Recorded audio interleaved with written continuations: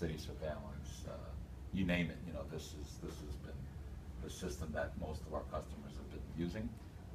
Now, you know, you guys heard that we are rolling out a new platform called Horizon, and also Meridian, which is more tailored for the mid-market. But this guy has always been known for an enterprise type solution. So Google, American Express, Visa, those are the guys that would use this in an enterprise level. As you can see here, we have an entity tree or a camera tree that the customer can organize into different sites. So under each site, you can have a set of cameras, and then, you know, organize the layouts where the customer doesn't have to search through a huge list. They just know, okay, it's this site, and then it's a drag and drop display, right? Once you have it, then, you know, the operators can drag the video to tile, double click goes full screen. You see here you have a number of different layouts they can choose from. So you can actually have different layouts on up to 4 monitors. So with a single workstation, Latitude can display on to 4 monitors. With the cameras, obviously, you know, now that everything's going to HD and 4K, customers like to, you know, use the digital zoom. So this is a fixed camera, and obviously, you know, the more pixels, the better the digital zoom. What we've decided in the most recent versions of our software is to create digital presets, because now, you know, with all these pixels, customers tend to go to these specific areas now. So instead of manually zooming in every time, now I can save this as a preset. So I go here, and I say save preset. I can give it a name, and now, you know, imagine with 4K, I can have boom, boom, boom, boom onto, you know, because right now I'm not limited to one tile. So for example, just get out of here. I could take this one camera and do this, right?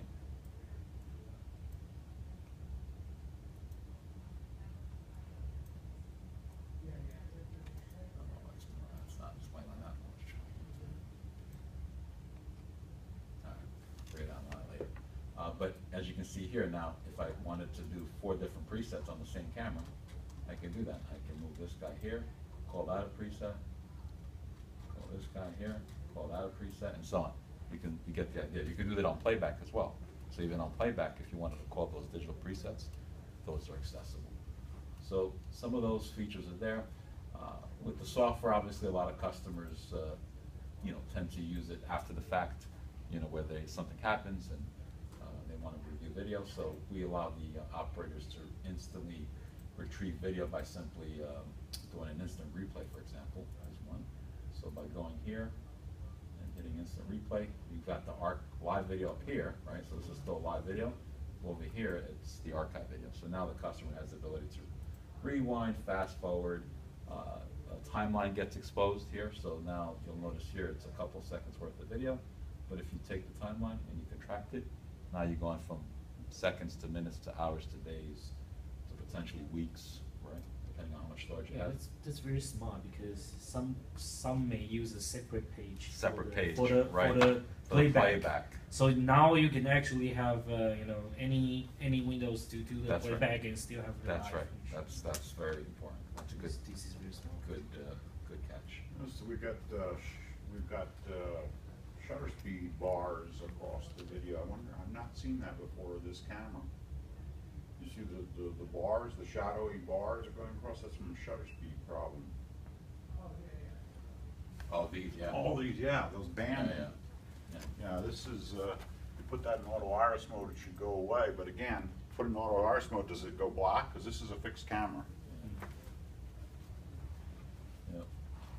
So, you know, with the playback, like you said, you can keep your eye on the live video while displaying archive video here, and then you know, if there's something interesting that you need to export within the same timeline, you can just do this, right?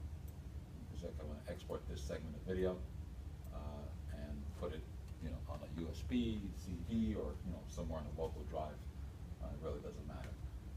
You know, we can save it in different formats. By default, we save it in the DVTEL format, so if it has to go to court, it's watermarked, all that good stuff. But, you know, in the event that you just want to send it off to a buddy, quick method would be just to an AVI. You can select the codec that's available. So it's pretty straightforward in terms of playback. So that was an instant replay. You also have the ability to, you know, your typical search based on time and date. So you can say, okay, send to query. It's already pre-selected the camera in the list. all you do is simply select the time, date, or, you know, manual selection, for example. And then hit go. And then there's your video, and then you can drag it to any open tile, and it'll play back the video, right? I'm not sure what's going on with my client here today, but we'll figure it out. Anyway, so this is just some examples of what our customers would typically use this for. The larger the systems are, the more complex and tedious that maybe, you know, managing your camera store camera tree is. So what we do is we offer the customer mapping capability. So if, you know, if you have things like this, where you can bring in images of your facility, either through a Google Earth, right? So here's an example. You'll notice here I can overlay camera icons, right, on the map.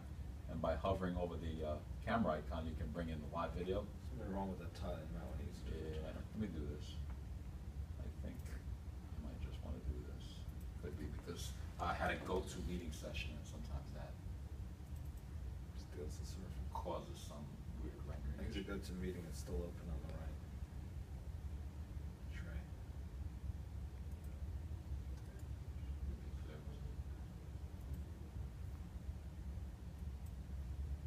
Let's try it.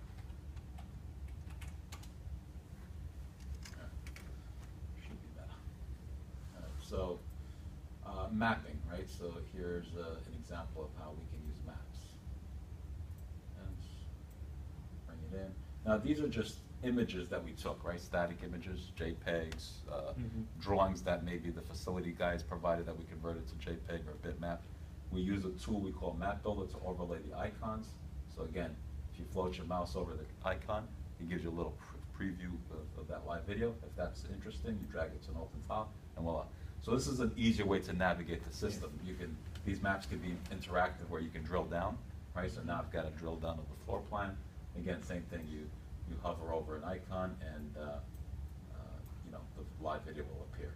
The maps can also be dynamic in the sense that you'll notice here we have door icons. So if there was an access control event that, you know, we're integrating to, like, let's say, a third-party access control system, we can make the map flash, right? So for example, let's say we had a 4-store entry on this map, on this door, I mean. So I'll simulate that. So here's a 4-store. What you'll notice here is the alarm pops up, right? The video pops up. The door icon is representing the status. So now the operator sees everything that's going on. He knows it's in this location. Here's the door. Here's the door. The alarm is sounding off, as you can hear in the background. And, you know, when they're ready to clear it, they do this, and then everything goes back to normal. So now the map goes back to the normal status, and so on, right? Another thing you could point out is that in the future, if there was a 4K, that could have been a digitally zoomed shot that came Oh, up. yeah. So it would have been specifically Right, to a door that's key. or something within a 4K scene. Yeah. You would just see a subsection of that scene as the alarm responds. And you can always drill out and pan, Yeah. you know, Yeah. the scene. Right. You know, other things that we've designed over the years are things like scene tracker, with the ability to stitch multiple cameras to give you a panoramic scene. So you know, Actually, is very good at that. I know it. yeah, so here's just an example, right? Here's 1, 2, 3, 4, 5 individual cameras that we stitched together to give this panoramic scene. As far as the operator is concerned, you know, this is more of a real-world type view for them versus looking at it in a multi-screen view. The cameras are still being recorded individually, so that's not a problem. So if you ever have to go to court and the judge wants to see the individual camera recordings, you've got that. But this is just another way for the operators to view it. And this could be either live or even on playback if you want. So this stitch is done by the Latitude, right? Yeah. Okay. Yeah, so the software has the ability to take multiple cameras and stitch it. Now, we've done a lot of work with like companies like Ericon where, you know, they give you the multi-imager camera, so those are easy to stitch.